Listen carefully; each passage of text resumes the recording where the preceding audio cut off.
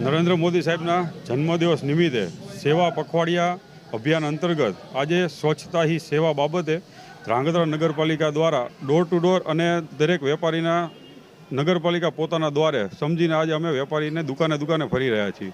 આશરે 2500થી 3000 ડસ્ટબિનનું વિતરણ કરવાનું છે, જેમાં આજે 1000 ડસ્ટબિન વિતરણનું અત્યારે કરવામાં આવશે. અને આ બાબતે અમે વેપારીઓને નગરપાલિકા વતી વિનંતી કરી છે અને કડક શબ્દોમાં પણ કહી છે કે હવે કચરો રોડ ઉપર ન ફેંકતા, કારણ કે આના માટે નગરપાલિકાઓ સ્વચ્છતા બાબતે કટિબદ્ધ છે.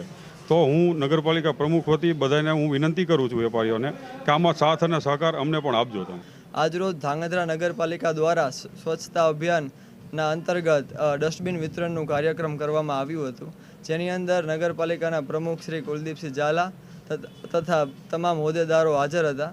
એમના દ્વારા ડસ્ટબિન બધાને દેવામાં આવ્યા દુકાનો દીઠ. તો આ એક બહુ સારું ઇનિશિયેટિવ કહેવાય સ્વચ્છતા માટે, અને આનાથી રોગચાળો આપણે અટકાવી શકીએ અને ખૂબ જ સુંદર ધ્રાંગધ્રાને આગળ પણ પ્રગતિશીલ બનાવી શકીએ.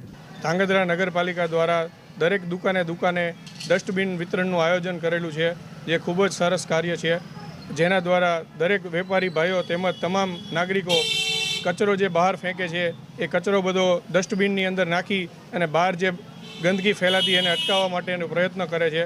અને નગરપાલિકા દ્વારા આ આયોજનમાં દર વખતે કચરો ગાડી લેવા આવશે એ કચરામાં અમે સાથ સહકાર અને સહયોગી ભાગી બનીએ છીએ.